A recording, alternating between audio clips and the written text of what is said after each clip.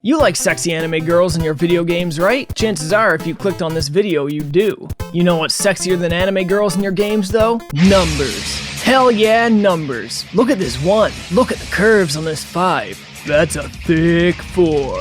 But what if I told you you could have sexy anime girls and sexy numbers in one game? Well, I'm still only interested in half of it. Then I've got the game for you.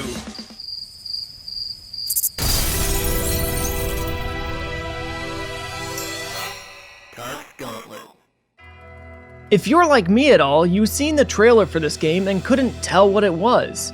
If you're even more like me, and I hope you're not, you found out the hard way and weren't too impressed. Normally I start off these reviews with, hey, this game is called X and it came out on these systems at this time and it's this kind of game. But this time I'm at a bit of a loss for some of the info, but I guess I'll give it a whirl. Tokyo Tattoo Girls is a fan servicey stat management game, audible ? That released for Steam and PlayStation Vita in November of 2017 for North America and Europe and was released the year previous in Japan. Currently the game sits at a 45 on Metacritic and a 5 out of 10 on Steam. The small market of people who actually know what this game is are not too impressed, and I don't blame them. But I'm not going to refer to this as a bad game like they do, as I think that's a bit disingenuous to what the game actually is. But I also won't blame anybody for doing this, because it truly doesn't feel like it's their fault for expecting this game to be something that it's not. And this is because the marketing for the game was vague to the point of being disingenuous itself. So what is this game? I'm sure you're all dying to find out. Well, if you've seen the trailers for the game, you probably struggled to identify the gameplay. And that's because there's not really much of a game here. And this isn't even one of those games you can slather a heavy layer of pretentious drivel on top of and call it art either. It's just not much of a game, and that's all there is to it. The story is fairly simple. A disaster struck Tokyo that resulted in some girls being given special powers, amplified by the tattoos on their body. 23 of these girls used their power to overtake 23 different wards in Tokyo. As part of their diplomacy with the nation around them, they are told they can keep the 23 wards they preside over if they agree to never leave the country and endanger the rest of the world. The agreement is struck, but all the innocent people living in these 23 areas are also beholden to the agreement, meaning nobody can leave. You play as your choice of 6 different girls. You will venture from the ward you live in, gain tattoos, and grow in power in an attempt to rival the 23 ward leaders and free the people who were roped into the 23 girls' terrible political decision. Sounds cool enough, right? An innocent civilian setting out to topple 23 powerful leaders and free the country people who live within the 23 wards ruled by them? Well, it could be cool with a different style of gameplay. So let's talk about this gameplay. See this map? This is it. This is the game.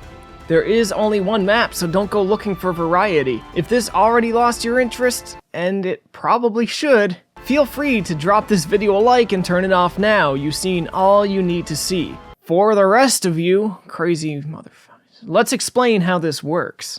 It's a bit like the board game Risk or Diplomacy, only a lot of this is going to be automated. On the screen here you see meters indicating how much of each unit type you have at your disposal, and the amount of money you have right above it. On the map you can press a button to display how many units you have in a ward and how many enemies there are in that same ward. Use your money to dispatch more units to an area and increase your influence and likeliness to take it over. The amount of people you have in a ward will affect how likely you are to thwart enemy invasions and also how likely the people in that ward will be to auto-invade surrounding areas. I don't think this cat has ever come on my show. Alright, back to business. This is your gameplay, this is your goal. Taking over areas and watching the numbers go up and down. I mentioned invasions. These are all automated and don't add anything real to the gameplay. Oftentimes when it happens, something will flash on the screen that says Turf War. Even the Turf Wars are automated. They show you a small animation of chibi characters running, and then they show you the results. Back to the numbers. In the top left, you can see your honor meter. Certain decisions and acts made against your wards will lower your honor. When you have no honor left, you get game over.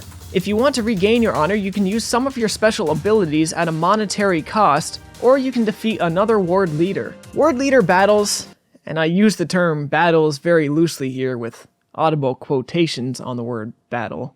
Ward leader battles are a bit unique. Dialogue sections will launch when dealing with a ward leader.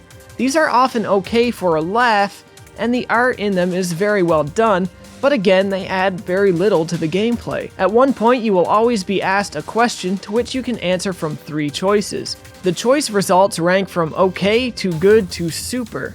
If there's a bad answer, I've never seen it. Once you give an answer, the characters battle, audible quotations, and the scene ends. If you gave the super answer to her question, you get a unique art still that will be in the gallery if you beat the game. If you get game over, this still remains locked. When the ward leader is defeated, you own their ward permanently. Rinse and repeat this cycle 23 times without your honor depleting, and you beat the game. When you beat the game, you also receive a special item you can carry through into subsequent playthroughs with the other characters. To ensure you get the best answers with ward leaders, you can read up on the ward leader's history to better make your decisions. You can also use your tattoos to boost your social skills in 5 categories, as well as boosting your charisma and threat status. Some tattoos will unlock special abilities, and most tattoos can be leveled up to 3 times. This stuff gets pricey fast. The game automatically moves forward through days but can be paused at any time for better, more finely tuned management. This is necessary on anything normal difficulty or higher. The game can also be put in fast forward. I recommend this so you can get game over early on and do something better with your time.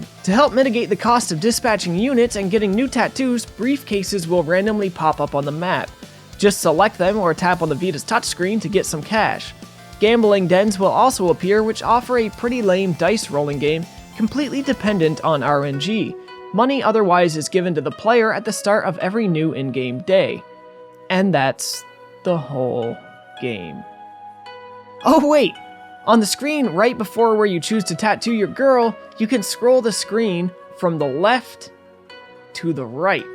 I just didn't want to forget about that, guys. It's a pretty big mechanic. There's no cool final boss at the end, there's no new maps, there's nothing. And it's 30 goddamn Canadian dollars on Steam. Now let me just address a couple more things before I close this video out. The art in the game is nice, until you zoom in really close on the map or see the chibi art. The chibi art is so scaled, it's just always distorted. Voice acting is average, music is average. Translation is actually decent enough. The price? Too high. A lot of people complained that this game is too automated, but I don't really think this is a problem. The game is strategy and numbers management, that's all it is. Frankly, it does this part fine enough. Add any more mechanics or de-automate some of it, and it would make it a failure for the small handful of people it was created for. These types of games used to be a little more popular in the 80s and 90s, but they died for a reason. The few people left who are nostalgic over this kind of game aren't enough to actually sell the game too, and that's why it's smashed together with all this anime art. I'm truthfully a little disappointed and disheartened that you can even find this game on a store shelf, let alone at the price they're asking for it. It's my theory this game released outside of Japan because it was cheap and easy to do, and they could charge a lot of money for it and make it profitable before anybody wised up to what it was, hence the confusing marketing. It's my theory also that the game creators are the ones who wrote the Wikipedia page, as they only included one review of this game, and wouldn't you know it, it's probably the best review of the game out there, with an amazing 25 out of 40 score slapped on it. Not a single word about the overwhelmingly negative response you can find for the game literally everywhere else.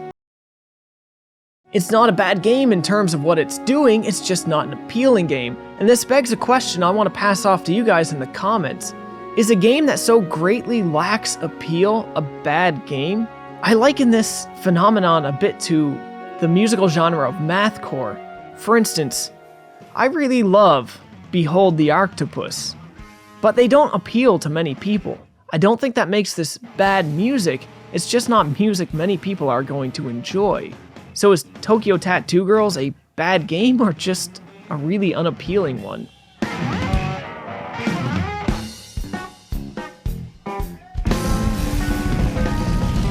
To an extent, even calling Tokyo Tattoo Girls a game feels a bit like taking liberty with the definition, but there is very little mechanically wrong with it.